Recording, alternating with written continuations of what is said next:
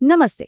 आज हम क्रिकेट की दुनिया के एक ऐसे अजब गजब मामले की बात करेंगे जो शुरू तो हुआ एक सोशल मीडिया मजाक से, लेकिन अब वो एक गंभीर इंटरनेशनल स्पोर्ट्स विवाद बन चुका है।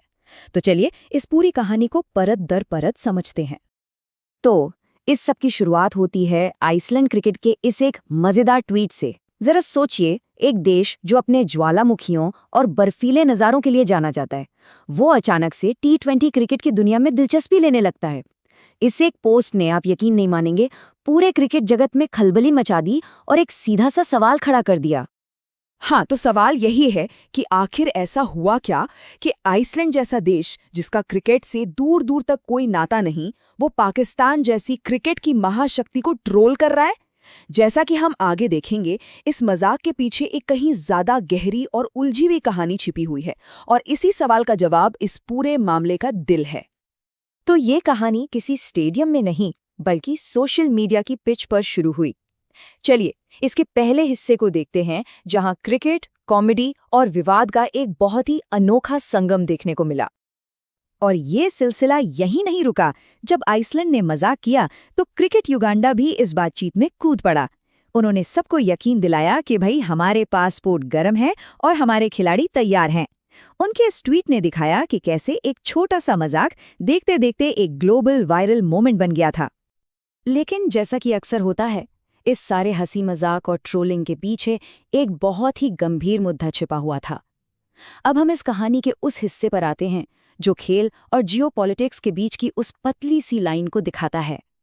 तो इस पूरी टकराव को समझने के लिए हमें ये देखना होगा कि हम यहाँ तक पहुँचे कैसे। हुआ ये कि सबसे पहले बांग्लादेश ने सुरक्षा कारणों का हवाला देते हुए भारत में अपने मैच खेलने से मना कर दिया। ये अपने आप में एक बहुत बड़ा कदम था।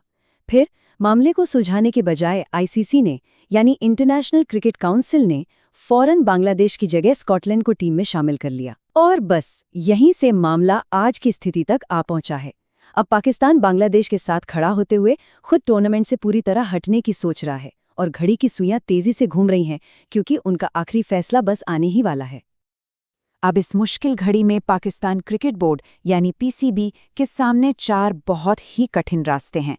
हर रास्ते के अपने फायदे हैं तो अपने गंभीर नुकसान भी। चलिए एक एक करके इन चारों ऑप्शंस को देखते हैं।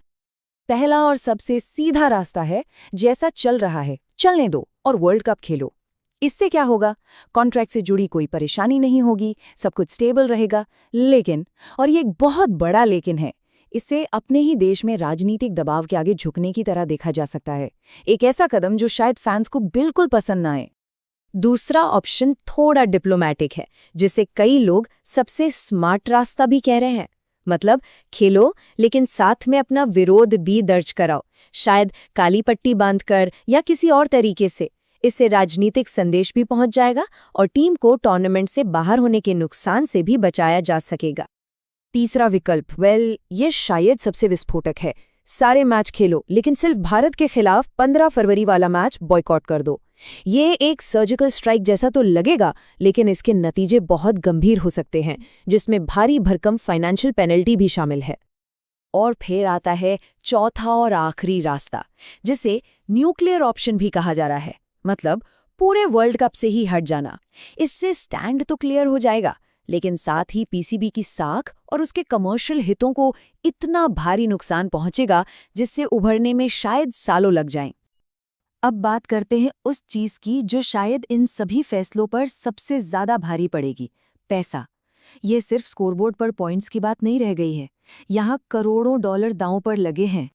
तो आखिर एक बॉयकॉट की असली कीमत क्या हो सकती है? चलिए इन आंकड़ों पर जरा करीब से नजर डालते हैं। ये टेबल इस मामले की कड़वी फाइनेंशियल सच्चाई को दिखाती है। देखिए, पाकिस्तान का हटना सिर्फ उन्हीं की समस्या नहीं है, इसकी शॉक वेव्स पूरी क्रिकेट की दुनिया में महसूस की जाएंगी। England cricket board, global broadcasters और यहाँ तक कि खुद आईसीसी को भी इसकी चपेट में आना पड़ेगा। ये एक तरह का डोमिनो इफेक्ट शुरू कर सकता है। जरा इस नंबर पर गौर कीजिए, 105 मिलियन पाउंड। ये वो चौंका देने वाली रकम है जिसका नुकसान इंग्लैंड क्रिकेट बोर्ड को झेलना पड़ सकता है। क्यों? क्योंकि अगर पाकिस्तान बॉयकॉट करता है तो आईसीसी उन्हें सस्पेंड कर सकती है, जिससे 2026 की बहुप्रतीक्षित टेस्ट सीरीज खतरे में पड़ जाएगी। सोचिए, एक जगह का विवाद हजारों मील दूर कितनी बड़ी वित्तीय तबाही मचा सकता है। और ब्रॉडकास्टर्स का क्या? सिर्फ एक भारत पाकिस्तान मैच ना होने का मतलब है एडवर्टाइजिंग रेवेन्यू में लगभग 315 करोड़ रुपए का सीधा सीधा नुकसान। ये आंकड़ा बताता है कि ये सिर्फ एक क्रिकेट मैच नहीं है, ये एक ग्लोबल कमर्शियल इवेंट है और इसके रद्द होने से एक बहुत बड़ा फाइनेंशियल वैक्यूम पैदा हो जाता है।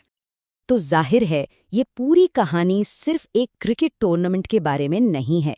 ये हमें आज के दौर में स्पोर्ट्स की बदलती दुनिया के बारे में बहुत कुछ सिखाती है। इस पूरे मामले को एक फैन के इस वायरल कमेंट ने शायद सबसे अच्छे से समेटा है। ये दिखाता है कि बोर्ड के बड़े बड़े फैसलों और इस अनिश्चितता के बीच फैंस कैसा महसूस कर रही हैं। टीम तैयार है, बारात रेडी है, लेकिन शादी होगी भी या नहीं, इसका ही कुछ पता नहीं। तो इस पूरे किस्से से हम क्या सीखते हैं? देखिए, कुछ बातें तो बिल्कुल साफ हैं। पहली, असली लड़ाई अक्सर मैदान पर नहीं बल्कि अब सोशल मीडिया पर लड़ी जाती है। दूसरी, ब्रॉडकास्टिंग राइट्स से आने वाला मोटा पैसा अब राजनीति को पहले से कहीं ज्यादा प्रभावित कर सकता है। तीसरी, और ये बहुत जरूरी है, कि फैंस की आवाज अब पहले से कहीं ज्यादा बुलंद है। और आखिर में, खेल और राजनीति के बीच की जो लाइन थी, वो अब सिर्फ धुंधली नहीं है, वो लगभग गायब हो चुकी है। और अंत में एक बड़ा सवाल ये उठता है कि जब खेल, सोशल मीडिया और हाई स्टेक्स पॉलिटिक्स का ये कॉकटेल बनता है, तो असल में जीतता कौन है? ये सवाल हमें आज की दुनिया में मनोरंजन, पैसे और पावर की इस जटिल खेल के बारे में सोचने पर मजबूर करता है।